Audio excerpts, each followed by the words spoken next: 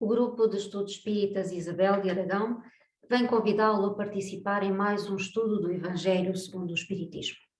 Hoje iremos terminar o estudo do capítulo 15º, cujo tema principal é Fora da caridade não há salvação. E vamos então começar. Ora bem, na live anterior estudámos os seguintes temas: o necessário para salvar-se, o bom samaritano e o maior mandamento. E hoje vamos abordar os seguintes temas: a caridade segundo São Paulo, fora da Igreja não há salvação, fora da verdade não há salvação. E nas instruções dos Espíritos vamos abordar o tema fora da caridade não há salvação. Pois bem, e vamos analisar a caridade então segundo São Paulo. E nos slides seguintes vamos ver como São Paulo definiu a caridade. E para nós essa definição é a melhor, a mais perfeita que poderíamos ter da verdadeira caridade. Vejamos o que ele dizia em seu tempo. Se eu falar as línguas dos homens e dos anjos e não tiver caridade, sou como o metal que soa ou como o sino que tinha. E se eu tiver o dom de profecia e conhecer todos os mistérios e quanto se pode saber, e se tiver toda a fé, até ao ponto de transportar montes, e não tiver caridade, não sou nada. E se eu distribuir todos os meus bens para o sustento dos pobres, e se entregar o meu corpo para ser queimado, se todavia não tiver caridade, nada disto me aproveita. A caridade é paciente, é benigna.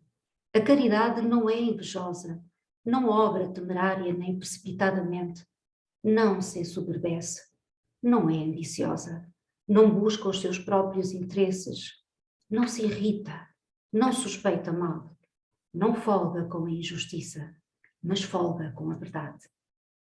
Tudo tolera, tudo crê, tudo espera e tudo sofre.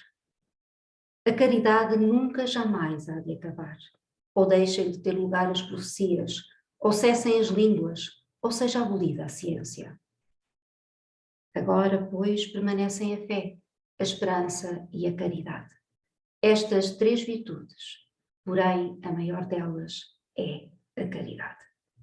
Paulo, Coríntios, capítulo 13º, versículos 1 a 7 e 13.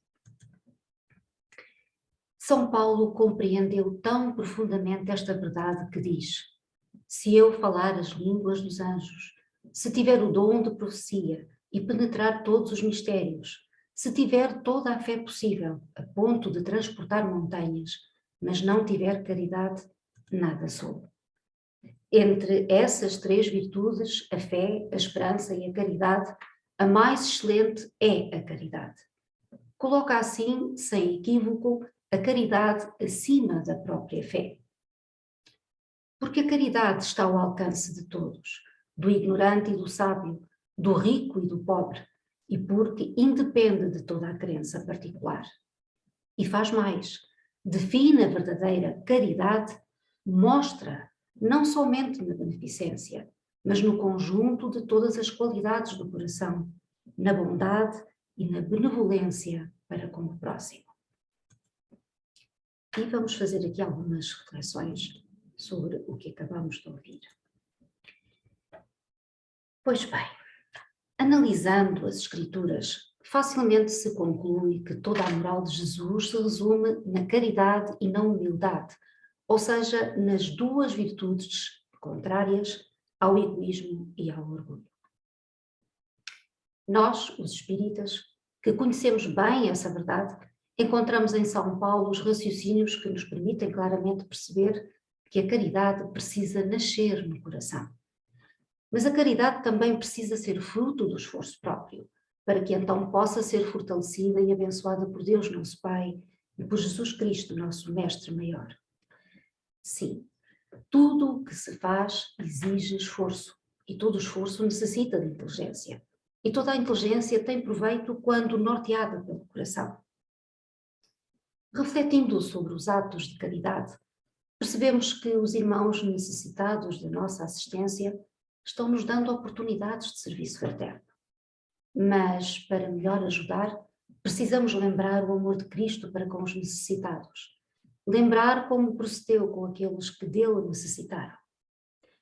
Na nossa última live, recordámos sua atitude de amor para com Maria de Magdala, auxiliando-a a encontrar-se a si própria, restaurando-lhe a dignidade perdida por falta de esperança e fé. E com Zaqueu, ele fechou os olhos aos desvarios de posse e devolveu-lhe confiança que lhe permitiria corrigir a trajetória indébita, abrindo-lhe caminhos de sabedoria e justeza que possuía, mas que estavam calados em seu íntimo. Em Pedro, no dia da negação, não condena a sua fraqueza momentânea e, mais tarde, transforma-o em baluarte seguro do Evangelho nascente. Em todas as situações, Jesus não condena, simplesmente educa. Mas educa aproveitando as próprias potencialidades de cada um, fazendo com que seja o próprio a perceber seus erros e também suas capacidades de empreendimento no caminho do bem. Então, aprendamos com Jesus e percebamos que a verdadeira caridade reside em levar os necessitados a descobrirem suas próprias potencialidades, auxiliando-os, sim, mas por forma a que eles se sintam envolvidos no processo e percebam que a maior ajuda partiu deles mesmos, ou seja, fortaleçamos-lhes a fé que gera esperança. Precisamos ser afáveis e amigos junto de nossos companheiros que estejam passando por dificuldades maiores, sabendo identificar-lhes as verdadeiras preocupações.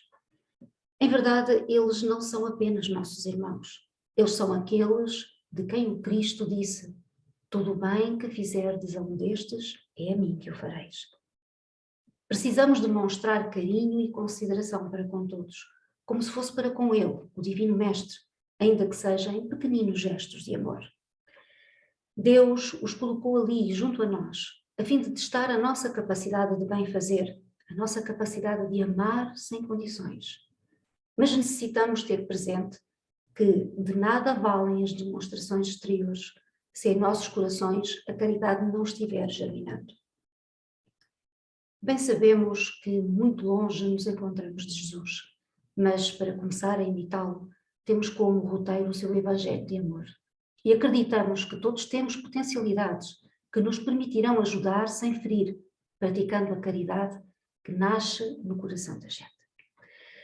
Quem já desenvolveu a caridade ou está tentando praticá-la, já está num plano mais próximo do Senhor, possuindo uma integridade de correção e de bem, que respeita o seu semelhante, porque reconhece nele uma obra de Deus a ser respeitada e amada. Sendo assim, não faz uso da inveja, da vaidade, da ambição, da injustiça, da cólera. Tudo tolera, porque crê e tem fé. Mesmo sofrendo incompreensões, ele espera que o irmão desajustado seja curado pelo remédio do amor. A fé e a esperança fazem nascer no coração da criatura humana as boas e nobres aspirações. Que seria do espírito encarcerado na carne se não houvesse nem fé nem esperança? A esperança sustenta o ser humano nas lutas deste século e a fé assegura desde já a vitória da vida sobre a morte. A esperança recebe a força da fé. A fé é a força comunicativa que, do coração de quem a tem, é passada reflexamente para o coração de outrem, gerando esperança. Jesus fortalecia a fé de quem o ouvia, gerando esperança. Porém, embora essas duas virtudes que se complementam uma à outra tenham tão grande importância na vida do espírito, a caridade, espírito da vida, lhes é superior, segundo São Paulo, considerando-a, assim, a mais alta conquista que o ser humano pode entrever. Fortalecidos na fé que gera esperança, abrimos caminho para a prática da caridade que nasce no coração. E vamos continuar. Agora, o seguinte tema. Fora da Igreja não há salvação, fora da verdade não há salvação. E vamos analisar agora estas duas afirmações e perceber como elas não servem à razão. Não preenchem os requisitos que um comportamento de excelência precisa ter. Enquanto a máxima, fora da caridade não há salvação, se apoia num princípio universal, abrindo a todos os filhos de Deus o acesso à felicidade suprema, o dogma, fora da Igreja não há salvação, apoia-se não na fé fundamental em Deus e na imortalidade da alma, fé comum a todas as religiões, mas na fé especial em dogmas particulares. É, portanto, exclusivista e absoluta. Em vez de unir os filhos de Deus, divide-os. Em vez de incitá-los ao amor fraterno, mantém e acaba por legitimar a animosidade entre os sectários dos diversos cultos, que se consideram reciprocamente como malditos na eternidade, seja embora parentes ou amigos neste mundo, e desconhecendo a grande lei de igualdade perante o túmulo, separa-os também no campo santo. A máxima, fora da caridade não há salvação, é a consequência do princípio de igualdade perante Deus e da liberdade de consciência. Tendo-se esta máxima por regra, todos os homens são irmãos, e seja qual for a sua maneira de adorar o Criador, eles se dão as mãos e oram uns pelos outros. Com o dogma fora da Igreja não há salvação, anatemizam-se e perseguem-se mutuamente, vivendo como inimigos. O pai não ora mais pelo filho, nem o filho pelo pai, nem o amigo pelo amigo, desde que se julguem reciprocamente condenados sem remissão. Esse dogma é, portanto, essencialmente contrário aos ensinamentos do Cristo e à lei evangélica. Fora da verdade não há salvação seria equivalente a fora da Igreja não há salvação, e também exclusivista, porque não existe uma única seita que não pretende ter o privilégio da verdade. Qual o homem que pode jactar-se de possuí-la integralmente, quando a área do conhecimento aumenta sem cessar e cada dia que passa as ideias são retificadas? A verdade absoluta só é acessível aos espíritos da mais elevada categoria e a humanidade terrena não pode pretendê-la, pois não lhe é dado saber tudo, e ela só pode aspirar a uma verdade relativa, proporcional ao seu adiantamento. Se Deus houvesse feito da posse da verdade absoluta a condição expressa da felicidade futura, isso equivaleria a um decreto de proscrição geral, enquanto a caridade, mesmo na sua mais ampla acepção, pode ser praticada por todos. O Espiritismo, de acordo com o Evangelho, admitindo a salvação, independe da forma de crença, contando que a lei de Deus seja observada, não estabelece. Fora do Espiritismo não há salvação. E como não pretende ensinar toda a verdade, também não diz: fora da verdade não há salvação. Máxima que dividiria em vez de unir e que perpetuaria a animosidade. E vamos aqui interromper também para falar um pouco sobre este tema. Fora da Igreja não há salvação, fora da verdade não há salvação. Hoje, com a evolução que o ser humano vem conquistando a cada dia, já não se aceita dizer que fora da Igreja não há salvação. A religião dos seres humanos ainda não é a religião de Deus. A religião dos seres humanos se resume em sacramentos. A religião de Deus é caridade, misericórdia, paz, paciência, tolerância, perdão, amor ao próximo. A religião dos seres humanos é misericórdia sujeita ao numerário.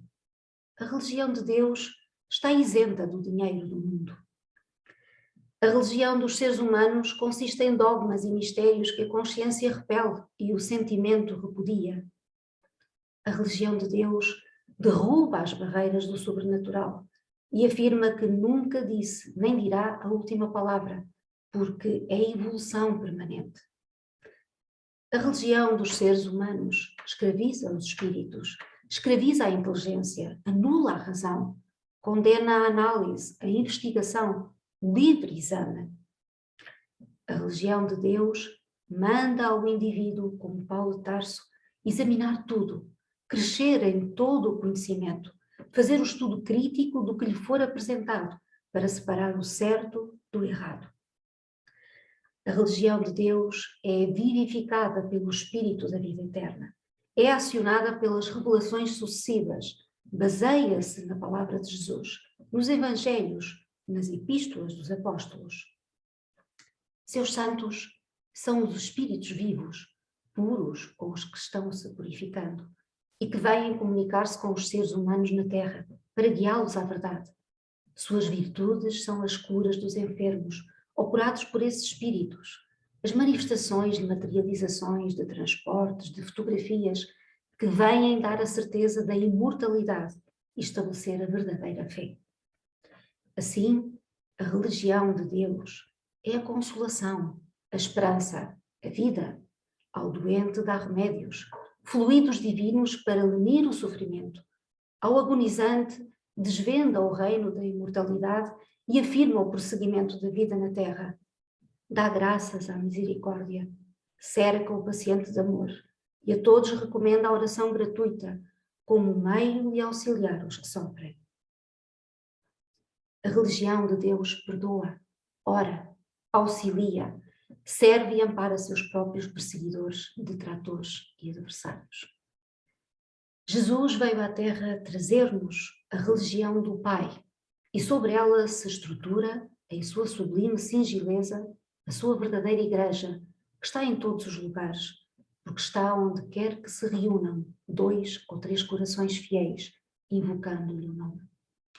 A Igreja de Jesus independe de pedras, arquitetadas por mãos humanas, porque tem no universo o seu eterno e majestoso tabernáculo.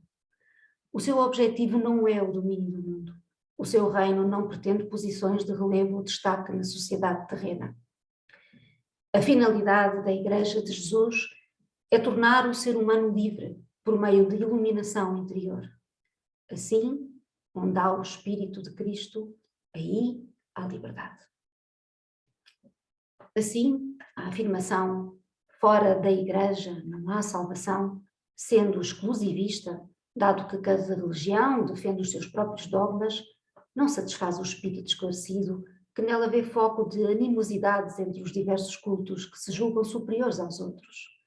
Por outro lado, também já compreendemos que a afirmação fora da verdade não há salvação não preenche os requisitos necessários à satisfação do nosso espírito.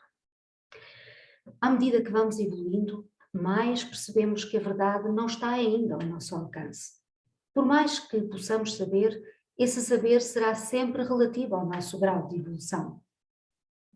Assim, aquilo que se nos afigura de verdade é apenas relativo ao nosso grau de entendimento. Amanhã essa verdade deixará de ser e seremos confrontados com outras verdades. Então, afirmar que fora da verdade não há salvação é também uma utopia, até porque a minha verdade não é a mesma da do meu companheiro. Cada criatura ou cada grupo de criaturas possui o seu quinhão de verdades relativas. A distribuição dos bens da verdade só são distribuídos pela espiritualidade maior, de acordo com a compreensão do espírito, a que se destina o ensinamento, de maneira que o esforço não tenha resultados contraproducentes. Então, a salvação independe da forma da religião ou das verdades relativas que não satisfazem a razão. É no Evangelho que está a verdade, que leva o ser humano à evolução e à prática da caridade, o único caminho para a salvação. Vamos continuar. Agora temos o tema nas instruções dos Espíritos. É Paulo que em Paris 1860 nos deixa a mensagem sobre este tema. Fora da caridade não há salvação. E ele nos diz: meus filhos, na máxima fora da caridade não há salvação, estão contidos os destinos do homem sobre a terra e no céu. Sobre a terra, porque à sombra desse estandarte, eles viverão em paz, e no céu, porque aqueles que a tiverem praticado encontrarão graça diante do Senhor. Esta divisa é a flama celeste, a coluna luminosa que guia os homens pelo deserto da vida, para conduzi-los à terra da promissão. Ela brilha no céu como auréola santa na fronte dos eleitos, e na terra está gravada no coração daqueles a quem Jesus dirá: passai à direita, benditos de meu Pai. Podeis reconhecê-los pelo perfume de caridade que espargem ao seu redor. Nada exprime melhor o pensamento de Jesus, nada melhor resume os deveres do homem do que esta máxima de ordem divina. O Espiritismo não podia provar melhor a sua origem do que oferecendo-a por regra, porque ela é o reflexo do mais puro cristianismo. Com essa orientação, o homem jamais se transviará. Aplicai-vos, portanto, meus amigos, a compreender-lhe o sentido profundo e as consequências de sua aplicação, e a procurar por vós mesmos todas as maneiras de aplicá-la. Submetei todas as vossas ações ao controle da caridade, e a vossa consciência vos responderá. Não somente ela evitará que façais o mal, mas ainda vos levará a fazer o bem. Porque não basta uma virtude negativa, é necessário uma virtude ativa. Para fazer o bem é sempre necessária a ação da vontade, mas para não fazer o mal bastam frequentemente a inércia e a negligência. Meus amigos, agradecei a Deus que vos permitiu usar a luz do Espiritismo, não porque somente os que a possuem possam salvar-se, mas porque, ajudando-vos a melhor compreender os ensinamentos do Cristo, ela vos torna melhores cristãos. Fazei, pois, que ao vos vendo se possa dizer o que o verdadeiro espírita e o verdadeiro cristão são uma e a mesma coisa, porque todos os que praticam a caridade são discípulos de Jesus, qualquer que seja o culto a que pertençam. E concluímos aqui o capítulo 15º. Vamos fazer então as nossas reflexões finais. Pois bem, fora da caridade não há salvação. Caridade é amor em manifestação incessante e crescente. É o sol de 1000 faces brilhando para todos. É o gênio de 1000 mãos ajudando indistintamente na obra do certo e do bem, onde quer que se encontre, entre justos e injustos, corretos e errados, felizes e infelizes. Porque onde estiver o Espírito do Senhor, aí se derrama a claridade constante dela, a benefício do mundo inteiro. Mas, antes de tudo, precisamos aprender a caridade para conosco, a fim de termos condições de ajudar o próximo, preparando pensamentos, ideias e sentimentos. Precisamos educar a nós mesmos para trabalhar na educação coletiva. Precisamos perdoar para falar e ensinar o perdão. Precisamos nos desprender dos bens terrenos para pedir aos outros desprendimento. Precisamos amar a Deus e a nós mesmos para mostrar às criaturas que o amor é a própria felicidade. Só teremos êxito quando sentirmos e vivenciarmos as coisas que pretendemos ensinar. A caridade para conosco consiste em desejar todo o certo e o bem possível, sem egoísmo, contrariando nossos instintos inferiores através da disciplina ativa e constante. A caridade nascida do coração é fruto do esforço próprio, é muito pessoal e caracteriza aquele que não se ficou pela fé, pela crença e passou à ação, ajudando e amando os necessitados de carinho e amparo. Deus nos dá para que aprendamos também a distribuir. Asseguremos a disciplina, mas lembremos que o Senhor nos agradece a bagatela de bondade que possamos entregar em favor dos que sofrem, e a palavra de reconforto que se grava no coração torturado que nos pede esperança. A caridade em cada gesto e em cada frase acende o clarão de uma bênção.